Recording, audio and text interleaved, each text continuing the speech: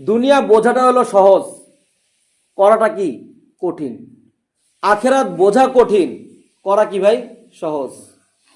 আপনি সুবহানাল্লাহ বলছেন, আপনার জন্য জান্নাতের একটা গাছ তৈরি হয়ে গেছে, যেই গাছটার ছায়া সম্পর্কে হাদিসের মধ্যে আসছে 500 বছর দ্রুতগামী ঘোড়া যদি এর উপরে দিয়ে দৌড়াদৌড়ি করতে থাকে এই গাছের ছায়া শেষ করতে পারবে না। সুবহানাল্লাহ। আর এটা বলতে তো আপনার কি লাগে না, কষ্ট লাগে না? আপনি হরহামেশা সারাদিন যদি 100 বার 200 বার করে সুবহানাল্লাহ পড়তে থাকেন, আপনার গাছ অলরেডি হতে থাকবে, আপনি গাছের মালিক হতে থাকবেন। নামাজ পড়বেন, আল্লাহ তাআলা আপনার ঘরকে আলোকিত করে দিবেন। আপনি রোজা রাখবেন, এই ক্ষুধার কারণে আল্লাহ রাব্বুল আলামিন স্বয়ং নিজে কি করবেন, তার পরিধান আপনাকে দান করবেন। আউযু বিল্লাহি মিনাশ শাইতানির রাজীম। বিসমিল্লাহির রহমানির রহিম। ويطعمون الطعام على حبه مسكينا ويتيما وأسيرا। সম্মানিত দিনদার ভাইরা, আল্লাহ রাব্বুল আলামিনের লাখো কোটি শুকরিয়া যে মহান রব্বুল আলামিন প্রচণ্ড শীতের মাঝে আমাকে আপনাকে দুনিয়ার বিভিন্ন কাজ থেকে ফারেক করে আজকে পবিত্র জুমার দিন আল্লাহ রাব্বুল আলামিনের ঘরে আসার, জুমার নামাজ আদায় এবং সেই সাথে কিছু নসিহতমূলক কথা শোনার জন্য আল্লাহ রাব্বুল আলামিনের ঘরে উপস্থিত করেছেন। এর জন্য রব্বে কায়নাত দরবারে শুকরিয়া তান বলি আলহামদুলিল্লাহ। সম্মানিত হাজিরিন, গত সপ্তাহে আমরা সূরাতুল ইনসানের কিছু আয়াতের তাফসির আমরা শুনেছিলাম। তো যেখান থেকে আমাদের আয়াতগুলো শেষ হয়েছে তারপর থেকে আমরা আজকে মূলত আলোচনা শুরু করব। গত সপ্তাহে বলা হয়েছিল যে আল্লাহ রাব্বুল আলামিন জান্নাতের নাজ নেয়ামত হিসেবে 2টা ঝর্ণা মানুষদেরকে দান করবেন এবং এই সূরার শেষ দিক দিয়েও আল্লাহ রাব্বুল আলামিন আরও 2-3টা ঝর্ণার নাম উল্লেখ করেছেন।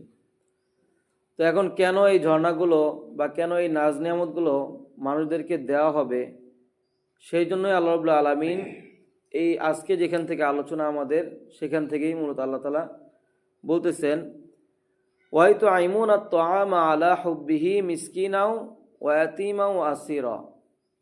যে আপনি যখন আপনার প্রয়োজন অনেক, আপনার টাকার খুব প্রয়োজন এবং আপনি টাকাকেও খুব ভালোবাসতেছেন, এই অবস্থায় যখন আপনি দারিদ্রদেরকে, মিসকিনদেরকে, এতিমদেরকে আপনি কি করছেন, খাবার খাওয়াইতেছেন এবং তাদেরকে সাহায্য সহযোগিতা করতেছেন।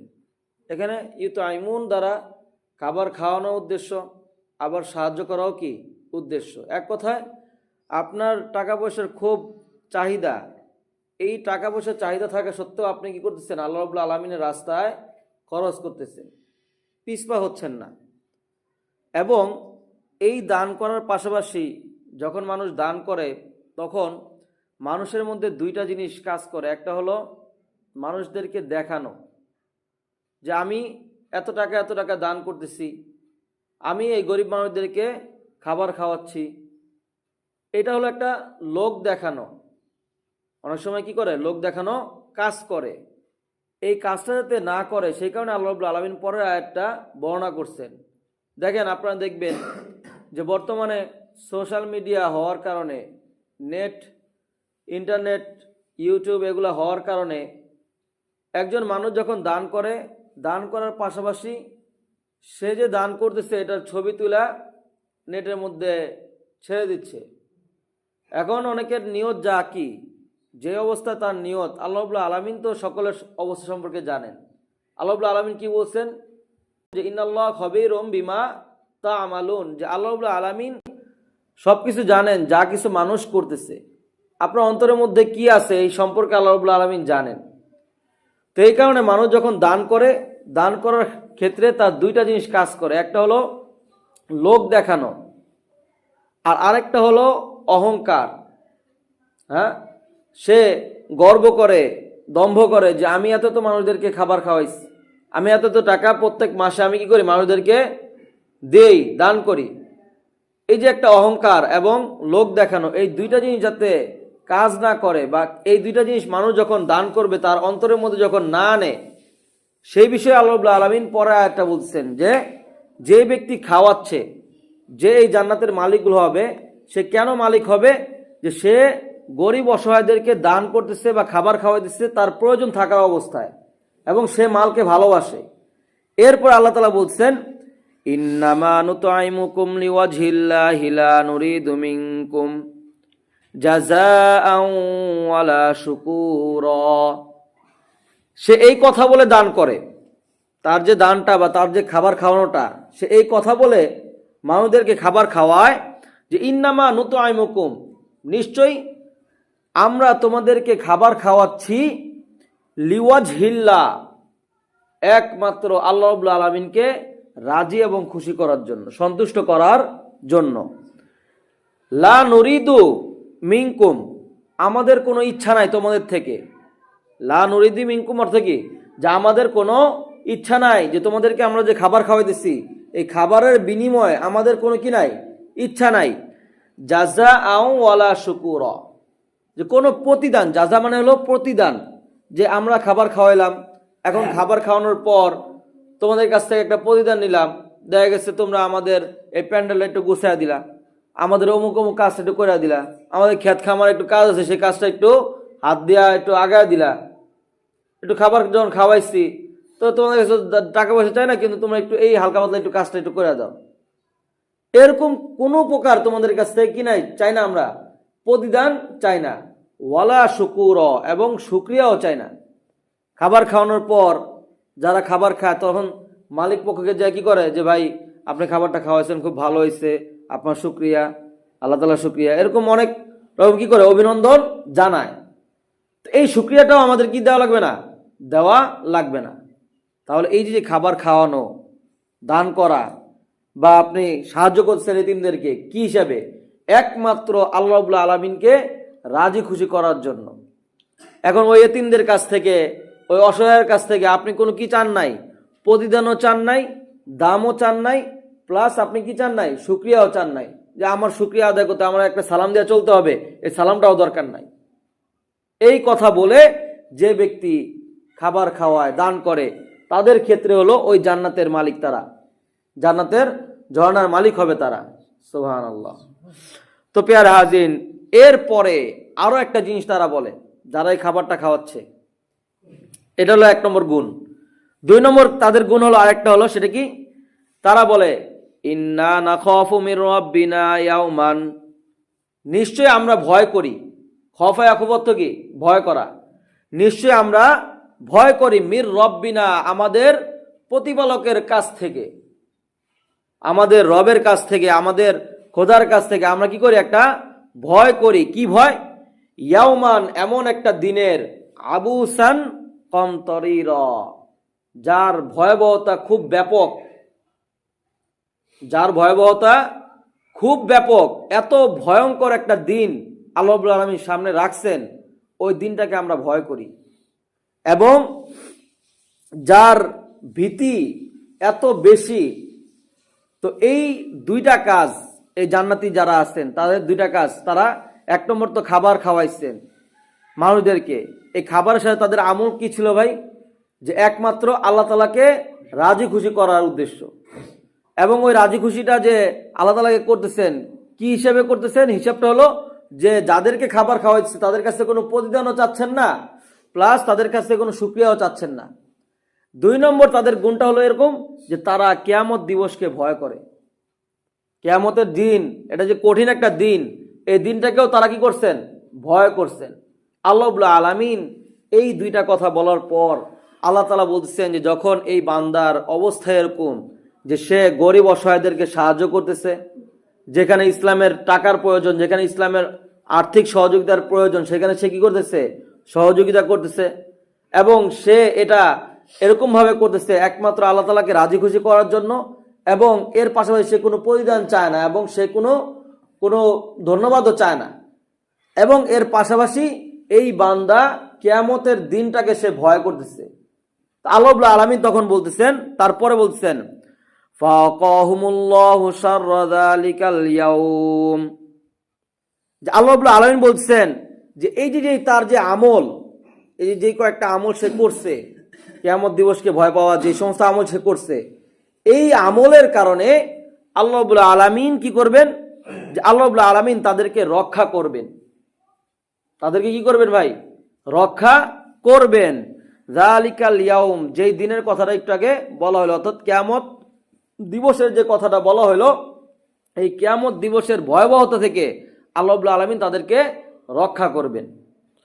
আল্লাহ তাআলা বলছেন ওয়ালাকাহুম নাদরাতাও ওয়া সুরুরা, তাদেরকে শুধুমাত্র রক্ষাই করবেন না, কিয়ামতের দিনের যে ভয়াবহ অবস্থা, এই যে যেই ব্যক্তি এই আমলগুলো করছে দুনিয়ার মধ্যে, তাদেরকে শুধুমাত্র কিয়ামতের দিনের যে ভয়াবহ অবস্থা ওটা থেকে শুধু রক্ষাই করবেন না, তাদের জন্য রয়েছে উৎফুল্লতা, আনন্দ। এখন উৎফুল্লতা আনন্দ কি ভাই? যে জান্নাত রয়েছে তাদের জন্য। তাদের জন্য কি রয়েছে? জান্নাত রয়েছে, যেখানে গেলে নাজ নেয়ামতের কোনো কি নাই, শেষ নাই। এখন এই আরো কিছু আয়াতের মধ্যে আল্লাহ রাব্বুল আলামিন আরো কিছু নাজ নেয়ামতের কথা বর্ণনা করতেছেন। কি আল্লাহ রাব্বুল আলামিন বলছেন, ওয়াজাযাহুম বিমা সাবারু জান্নাতাও ওয়া হারিরা, এই যে প্রতিদানটা এই মানুষদেরকে দেওয়া হবে, কিসের কারণে এই প্রতিদানটা দেওয়া হবে? এই কারণে যে তারা ধৈর্যশীলতার পরিচয় দিছে। কিসের পরিচয় ভাই? ধৈর্যশীলতার পরিচয়। একটা বিল্ডিং বানাইতে সে বসছে, সে বিল্ডিং বানানোর সময় তার কাছে হালাল টাকাও আসছে, হারাম টাকাও চলে আসছে। সে ধৈর্য ধারণ করছে যে না, হালাল টাকা দিয়ে আমি আমার সম্পদটাকে বাড়াবো। ধৈর্য ধারণ করছে, হারাম টাকা সে ছয় নাই, সে ধৈর্য ধারণ করছে। চাকরির ক্ষেত্রে তার কাছে কিছু মানুষ আসছে ঘুষ নিয়ে আসছে, আবার কিছু মানুষ ঘুষ ছাড়া আসছে, সে ধৈর্য ধারণ করছে। সে তার মনকে বুঝাইছে যে না, এই টাকার মালিক আমি না, আমি ধৈর্য ধারণ করলাম হালাল রিজিকের জন্য, হালাল উপার্জনের জন্য। সে ধৈর্য ধারণ করছে। তার ব্যবসা বাণিজ্যের কাজ চলতেছে, নামাজের সময় চলে আসছে, সে চিন্তা করছে যে না, আমার ব্যবসা বাণিজ্য এখন অফ, রিজিকের ফয়সালা আল্লাহ তাআলা করবেন, ব্যবসা বাড়ানোর ফয়সালা কি করবেন? আল্লাহ তাআলা করবেন।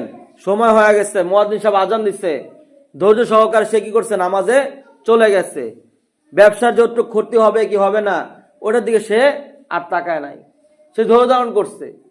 তার সামনে জুয়ার আসর বসছে, সে দেখতেছে যে এখানে হাজার হাজার টাকা ইনকাম, 10 টাকা জুয়া খেললে 20 টাকা আসে, অনেক সময় 30 টাকা চলে আসতেছে, লাখ টাকা খেললে আরো বেশি আসতেছে। সে নিজেকে কন্ট্রোল করছে, ধৈর্য ধারণ করছে যে না, আমি এই খারাপ কাজের মধ্যে আমার যে হালাল টাকা আছে সে টাকা আমি লাগাবো না। ধৈর্য ধারণ করছে ভাই। তার সামনে বিভিন্ন রকম খাবারের জিনিস আসছে, হালাল খাবার আসছে, হারাম খাবার আসছে, সেই খাবারগুলো থেকে নিজেকে বাঁচা রাখছে। বারবার তার চোখ, শয়তান তার চোখের উপরে লেবেল লাগাইছে যে এটা খাও, এটা ধরো, এটার মধ্যে অনেক মজা, এটার মধ্যে অনেক আরাম, এটার মধ্যে অনেক শান্তি আছে।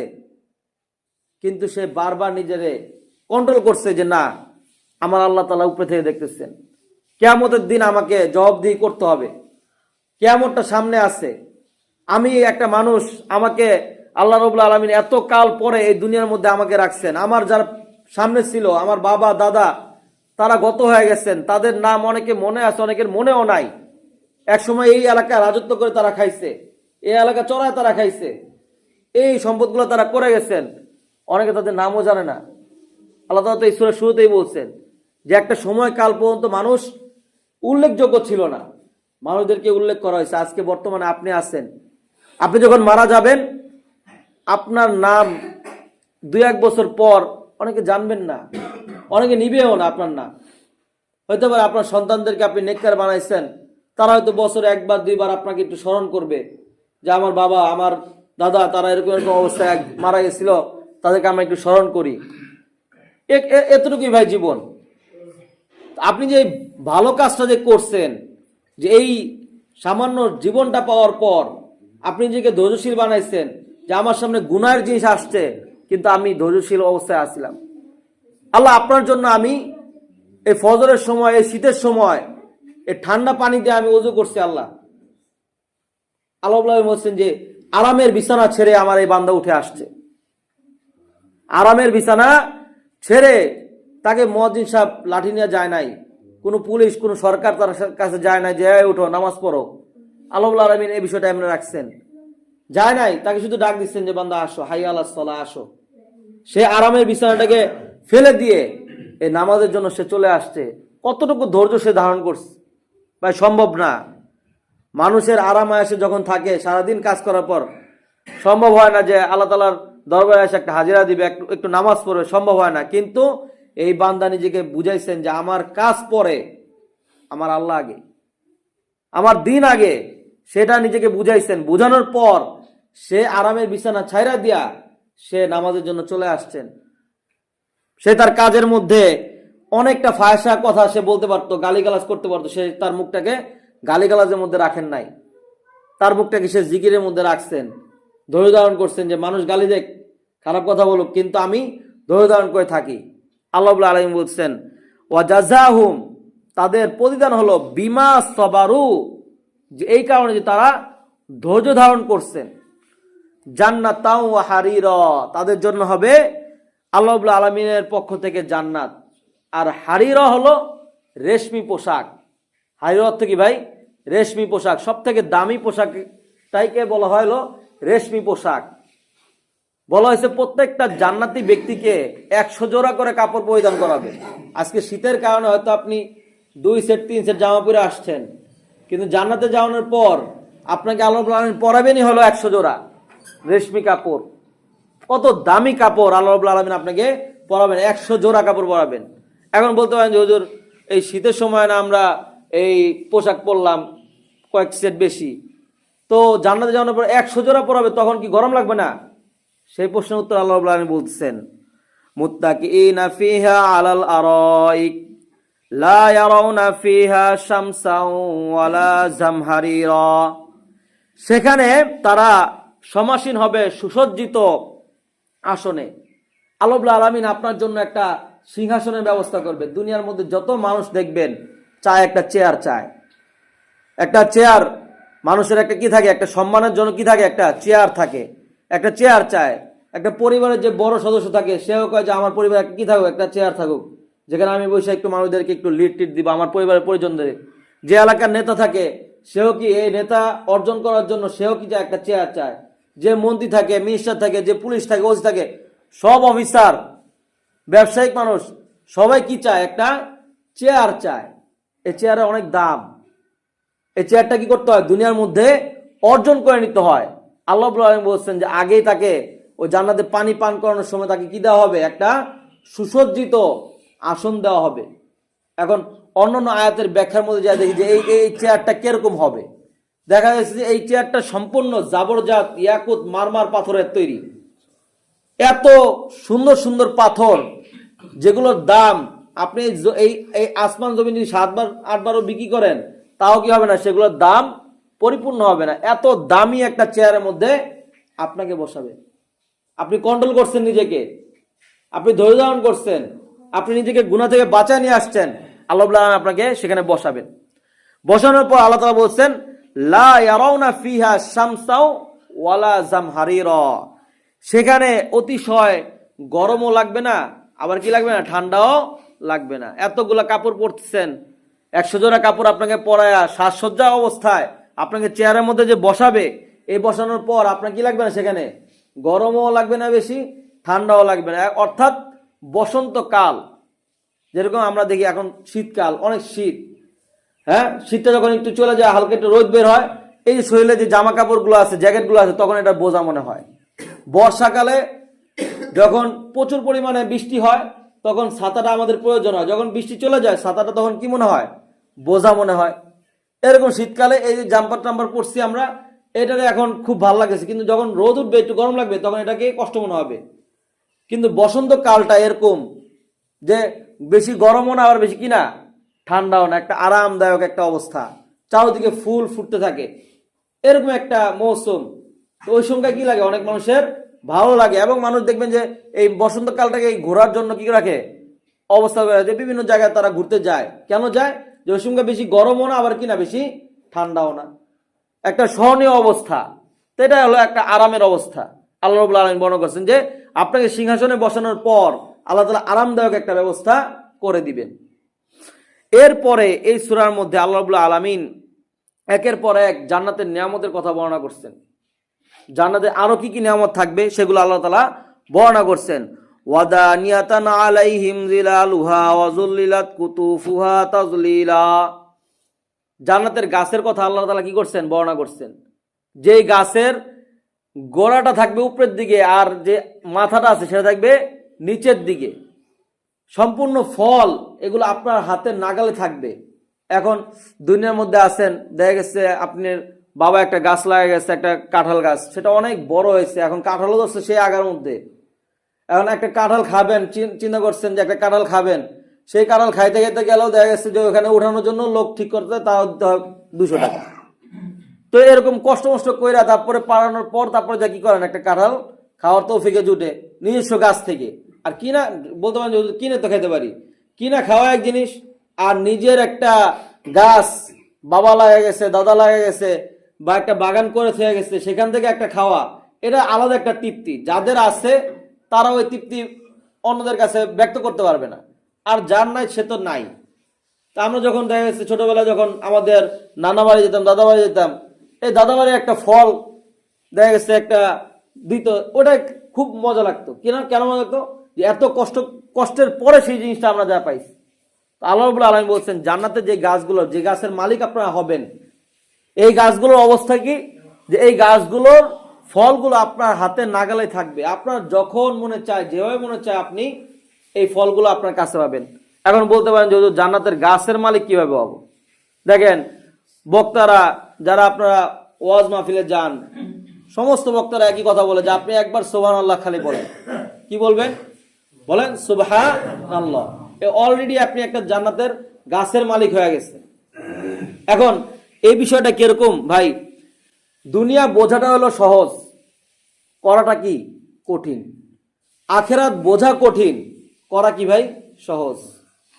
আপনি সুবহানাল্লাহ বলছেন, আপনার জন্য জান্নাতের একটা গাছ তৈরি হয়ে গেছে, যে গাছটার ছায়া সম্পর্কে হাদিসের মধ্যে আসছে 500 বছর দ্রুতগামী ঘোড়া যদি এর উপরে দিয়ে দৌড়াদৌড়ি করতে থাকে, এই গাছের ছায়া শেষ করতে পারবে না। সুবহানাল্লাহ।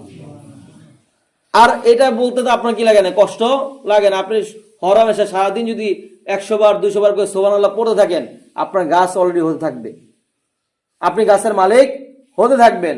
নামাজ পড়বেন, আল্লাহ তাআলা আপনার ঘরকে আলোকিত করে দিবেন। আপনি রোজা রাখবেন, এই ক্ষুধার কারণে আল্লাহ রাব্বুল আলামিন স্বয়ং নিজে কি করবেন, তার পরিধান আপনাকে দান করবেন। আপনি হজ করবেন, হজের পরিধান আল্লাহ তাআলা দান করবেন। যাকাত দিবেন, যাকাতের কারণে পরিধান আল্লাহ রাব্বুল আলামিন একটার পর একটা রাখছেন। তো পেয়ারে হাজির, আপনার দুনিয়া বোঝাটা হলো সহজ। আপনি দুনিয়াতে আছেন, আপনার সাথে একজন মানুষ লেনদেন করতেছে, সে আপনাকে বুঝাইলো ভাই একটা পণ্য আপনি 10 টাকা দিয়ে কিনা 12 টাকা বিক্রি করবেন, 2 টাকা করে লাভ থাকবে। 100 পিস মাল বিক্রি করবেন, 200 টাকা আপনার কি থাকবে, আর্নিং থাকবে। আপনি বুঝলেন, অথবা ইউটিউবে দেখলেন, দেখার পর আপনি চিন্তা করেন এই জিনিসটা তো করা যেতে পারে। যখন আপনি ফিল্ডে নামবেন, ওই 100 পিস মাল বিক্রি করতে আপনার কতদিন সময় লাগতে পারে, কতটুকু কষ্ট ফিল্ডে নামার পরে না বোঝা যায়। একটা কোম্পানিতে চাকরি করতে গেছেন, বলা হয়েছে যে আপনি 8 ঘন্টা ডিউটি করবেন, মাসিক স্যালারি আপনার হলো 15,000 টাকা। 15,000 টাকা আসতে একটা মাস আপনার অপেক্ষা করতে। আর যদি বাই চান্স কোম্পানি এরকম হয় যে 2 মাস 3 মাস বেতন আটকে রাখে, তো গেছে, তাতে অবস্থা খারাপ।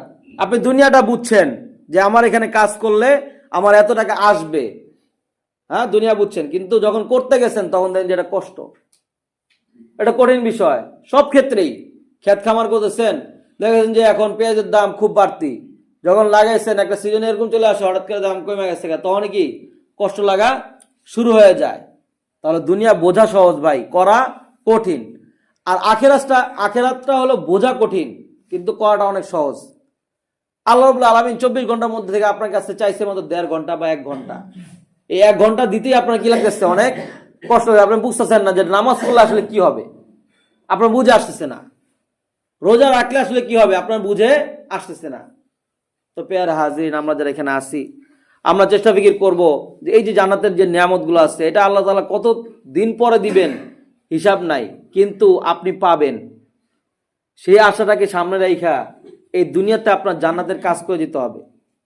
দুনিয়াতে আপনার জান্নাতের কাজ করে যেতে হবে। যদি আপনি এই দুনিয়াতেও কষ্টের কাজ করতেছেন, নামাজ টামাজ কিছু পড়লেন না, কিন্তু আখিরাতে যখন আপনাকে উঠানো হবে তখন দেখলেন যে আপনার আমল নামাও নাই, খসিরত দুনিয়া ওয়াল আখিরা, আপনার দুনিয়াটাও শেষ হয়ে গেল, আখিরাতটাও আপনার কি হয়ে গেল, শেষ হয়ে গেল। একটা জায়গায় কষ্ট করেন, বাকি আরেকটা জায়গায় আপনি শান্তির চেষ্টা ফিকির করেন, তাহলে আল্লাহ রাব্বুল আলামিন আপনার দুনিয়াটাও শান্তি করে দিবেন, আখিরাতটাও কি করে দিবেন, শান্তিময় করে দিবেন। আর যেহেতু বর্তমানে রজব মাস শুরু হয়েছে, রজবের পরে শাবান এবং তারপরে হলো রমাদান, আমাদের রমজান মাস সামনে চলে আসছে। এখন থেকেই আসলে আমলকে পরিশুদ্ধ করে নেওয়া দরকার, এখন থেকে আসলে আমলের পিছনে চলা দরকার। এই 2 মাস যখন আসতেন হুজুর পাক সাল্লাল্লাহু আলাইহি ওয়াসাল্লাম একটু নড়ে চড়ে বসতেন। আর এই রজব মাস তো এমনিই সম্মানিত মাস, আল্লাহ রাব্বুল আলামিন সম্মানিত মাস হিসেবে এই মাসকে পরিগণিত করেন 4টা মাসের মধ্যে থেকে। তা আপনারা এখন থেকে আস্তে আস্তে নিজেদেরকে গুটায় নেন, কাজ কাম যেগুলো করেন কিন্তু এর পাশাপাশি আমলটাকে একটু বাড়ায় নেন। যেহেতু মাস শুরু হয়ে গেছে, রমজান মাসটাকে কেন দেওয়া হয়েছে, 1 মাস আপনাকে দেওয়া হয়েছে যে আপনি উদযাপন করবেন। কি উদযাপন? যে এটা হলো কোরআন নাজিলের মাস, সামনে 2 মাস আসতেছে, সেই মাসের আগে আপনি 2 মাস কি করেন, আপনার নিজেকে ঠিক করে নেন, আমলের মধ্যে আস্তে আস্তে জুড়ে যান। দেখবেন যে আপনার দুনিয়ার যে বাকি যে মাসগুলো আছে, যে কদিন হায়াত থাকে, আল্লাহ তাআলা আপনার জীবনটাকে সুন্দর করে দিবেন, পেরেশানি মুক্ত করে দিবেন। আল্লাহ রাব্বুল আলামিন আমাকে আপনাকে সকলকে যে বিষয়ে আলোচনা করা লোক তো বিষয়ে আমল করার তৌফিক দান করেন, সকলে বলি আমিন।